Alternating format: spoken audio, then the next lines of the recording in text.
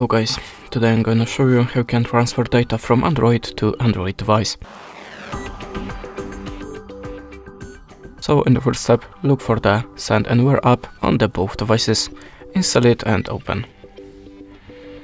Now on your old device, just select the files that you want to send. So click on the send icon in this place and choose the files that you want to migrate to your new, fresh Android phone. As you can see, we can select the photos, videos, audio, etc. the applications.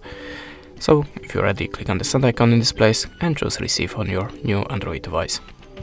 Now enter the code from the old one and click on the receive. As you can see, transfer data starts automatically. Now just wait a second, and this is the way how you can do it. That's it. Thanks for watching, leave us a like or a comment, and goodbye.